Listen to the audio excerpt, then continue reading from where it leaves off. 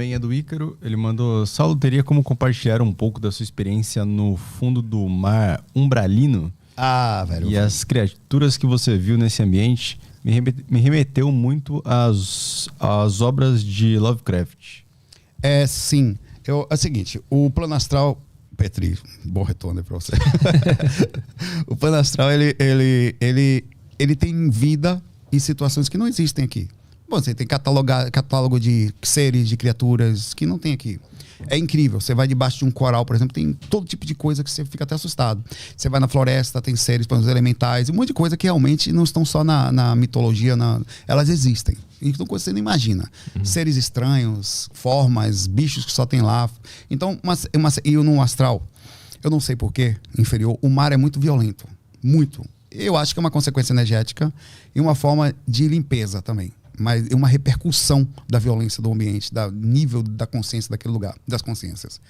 E certa vez eu estava inconsciente num ônibus, sentado e tal. Eu tenho esse relato em Seres Estranhos no Mar no meu site viagemastral.com, o título dele. Digitar no Google Saulo Caldeirão Seres Estranhos no Mar, você acha direto o link. Aí para o ônibus, eu fiquei lúcido. Eu fiquei lúcido, desci. Aí tava uma praia, eu me aproximei da areia e nisso, não sei porquê, uma onda veio e me puxou para dentro do mar imediatamente. Eu estava muito lúcido.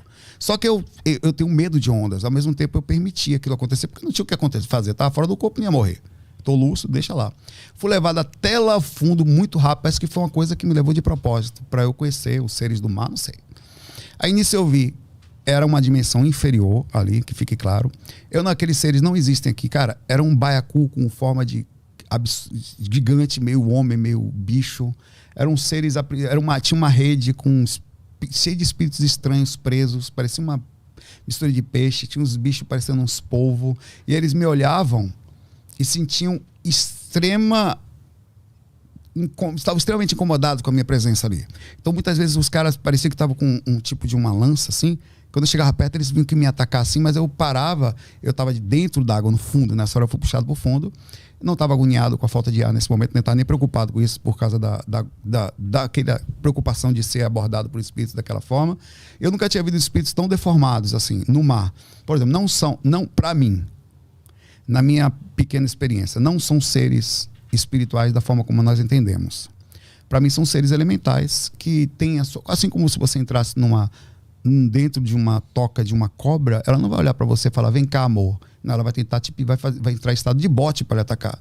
Para mim, são seres que vivem ali, são seres catalogados somente, elementais, são seres animais do astral, que só existem ali. E que carregam a sua necessidade de violência por causa do nível que vivem, como os bichos da floresta. É uma violência constante, é um comendo o outro, um atacando o outro, é um processo natural da cadeia alimentar. E acho que de alguma forma aquilo também existe energeticamente ali, num princípio diferente, e eu fui ver aquele processo. Então tem vezes que você volta para o corpo com experiências assim, que não é com espíritos equilibrados, nem com coisas que tá fora do padrão. Assim. Mas alguém te falou alguma coisa lá ou só observou? Não, só olhei. Ninguém falava a língua ali. Os caras não falam minha língua ali. Eu era uma ameaça para eles. O que você está fazendo aqui? Todos me olhavam de forma brava, assim. Eles tinham uma certa inteligência. Não eram como seres do mar qualquer. Eles sabiam que eu não era. Eles me olhavam nos olhos. Então, você sabe que os peixes lhe veem, mas eles não têm essa interação contigo. Eram seres mais inteligentes do que normalmente a gente enxerga aqui. Tem a próxima aqui da Tami. Ela mandou aqui: boa tarde. Sempre tive sonhos vívidos. Volto para sonhos e controlo.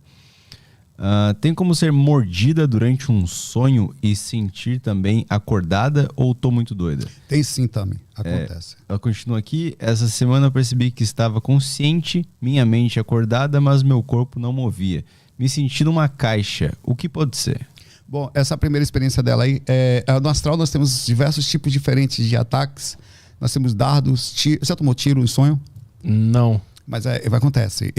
Os tiros, eles doem e não são como aqui. Eles têm uma repercussão, às vezes, diferente. Às vezes são venenosos, às vezes causam uma repercussão de sonolência. Então, chamamos dardos energéticos. Então, assim, é uma intenção com uma especificação que atinge você e às vezes para fazer você se sentir mal, se sentir tonto, com falta de ar. Tem um monte de coisa que acontece no astral e como você consegue voltar para o corpo, você não sofre muito. Mas os espíritos sofrem constantemente. Então, eles andam armados, os espíritos fora do corpo. Eles mordem, Eles fazem o que podem. E, claro, às vezes, a depender do que aconteceu fora do corpo, o processo energético de somatização é tanto que você passa o dia sentindo aquele lugar, ou até quando acontece de forma mais energética, digamos assim, quer dizer, o processo ectoplásmico é tão forte que irradia energeticamente, reagindo fisicamente, e ainda aparecem algumas manchinhas na hora, na região. Todo sonho é uma experiência... Não necessariamente. Não? O cérebro tem a sua mínima capacidade de sonhar. Normalmente o cérebro sonha com coisas em loops. Você não desconecta. Por exemplo, você passou um dia gravando aqui, já fiz isso algumas vezes, eu acho. E o corpo, ele mantém um processo mínimo de loop. Então, o primeiro sono costuma ser o sono que você reseta o cérebro. Por isso que a gente sempre acorda de madrugada para tentar sair do corpo, tá? Então o cérebro normalmente é mais perdido, é mais desconexo, é mais confuso, é sem nenhum tipo de... Já o sonho fora do corpo, ele tem mais um fundamento, apesar de ter onirismo. Ele parece ter uma certa realidade. Então o corpo vegetalmente tem a sua própria sobrevida e capacidade de trazer algumas imagens pelo processo da vida, do globo ocular, do cérebro, mas... você mistura às vezes com as coisas também, tanto com a questão da inconsciência com a questão cerebral. Por isso que a gente costuma fazer essa limpeza, acordar, a técnica funcional, acordar de madrugada para continuar, porque você dá esse reset no corpo, ele limpa essas imagens iniciais e posteriormente fica mais fácil. Vai mais uma aí? Peraí, ela fez a última parte que ela perguntou, foi que ela estava no caixão, a Tami e tal. E isso caixa, né? é caixa que ela não consegue se mexer, tal, é paralisia do sono. A interpretação dela, no caso, é parecida com essa aí, tá? Que ela fica travada, não se mexe, não é isso? Minha mente acordada, mas meu corpo não movia, me sentia uma caixa. Sono. É a catalepsia projetiva. É o que o Petri sente aqui. Bem-vinda. Bem-vinda ao time. E Saulo, uma vez sonhei que estava ensinando projeção astral para uma pessoa. Foi na época que estava fazendo as técnicas. Será se eu fiz meu mentor ouvir um aulão? Sou seu fã, abraço. É assim, isso é verdade mesmo, tá? O que acontece? Eu, quando estou fora do corpo, você também. Se você chegar fora do corpo no lugar agora, você é chamado para fazer uma palestra na hora. Por quê? Lúcido.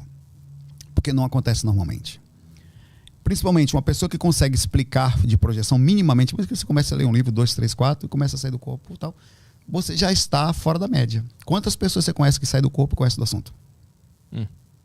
Sim. Não sei muitas. Então, às vezes, você está numa região, como é o caso dela, estava estudando as técnicas, ela também estudou suas técnicas. Então, você chega num lugar, bota fulana para falar aqui imediatamente, porque é muito importante, tanto para os mentores, como para os outros que estão fora do corpo ali também, ou os espíritos, verem que uma pessoa que tem corpo consegue romper a dificuldade que a maioria não faz. Não só por isso, a ponto de falar fora do corpo. Então, eu sou chamado constantemente para fazer palestra, mas não porque eu sou especial. Mas lá fora se torna. Porque é raro.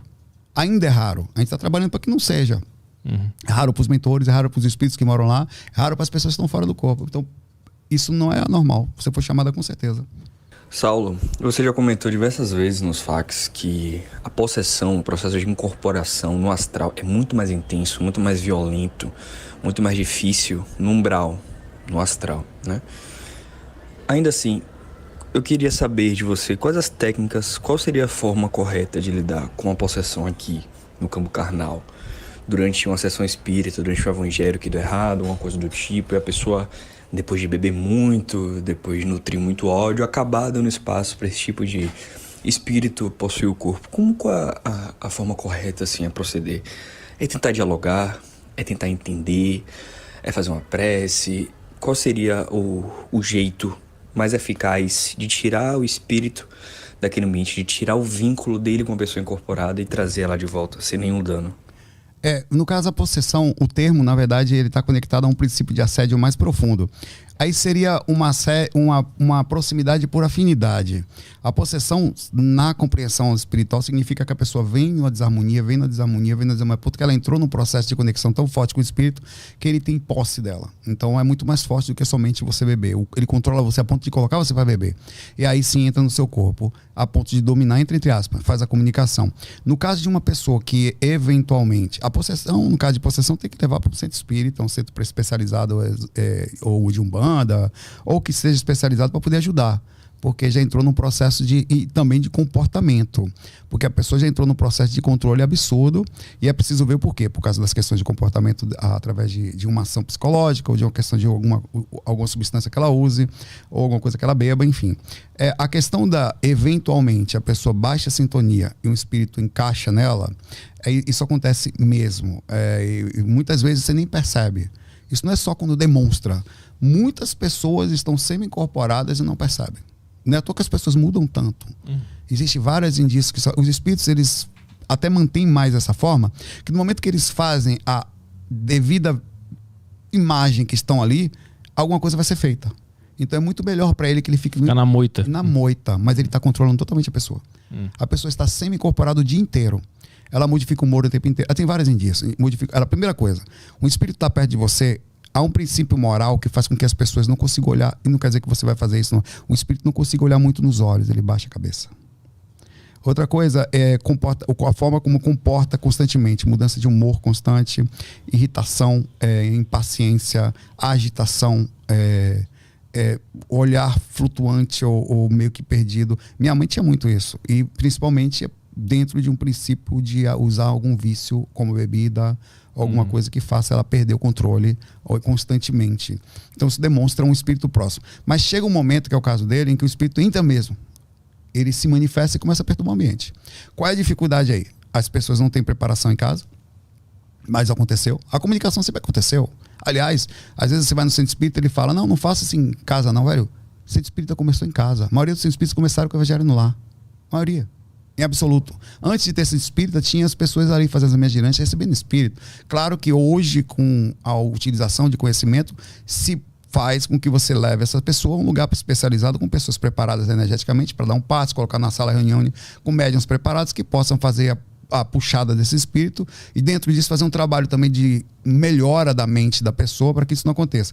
Mas caso aconteça, é importante que a pessoa tenha um mínimo de conhecimento. Se acontece com você deve constantemente ou eventualmente, você deve pedir para alguém da sua casa estudar sobre doutrinária, que é doutrinação, não no nome pesado, mas a parte de conversa com o espírito, tá?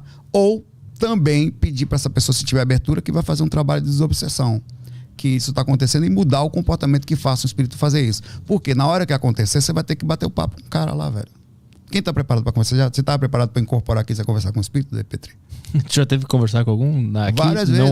Não, várias. Eu trabalhei em centro espírita por 7 anos. 5 em um, 2 em outro. Fora do corpo. E minha mãe era média a vida toda. Isso que eu tô falando, eu tô vendo. Minha ex-esposa também. Incorporava. Às vezes eu ia dormir com minha esposa. E o espírito tava ali no pé da cama, velho. E ela, incomodada, eu já sentia, ó, por causa do questionamento. Ela sente mais do que eu por ser. O que é médium? É uma pessoa que o sistema energético tem uma maior plasticidade, quer dizer, lembra que ele é um intermédio? Esse mesmo intermédio faz com que, sendo um pouquinho mais densificado, os espíritos conseguem pegar nessa gelatina e comunicar, assim como o meu espírito está movimentando meu corpo aqui agora, ele consegue fazer isso também, velho. Só que, claro, mais ou menos de acordo com essa gelaticidade ou essa ectoplasmia, digamos assim, essa densificação. É um vírus espiritual. Exato. Ele vai e controla você.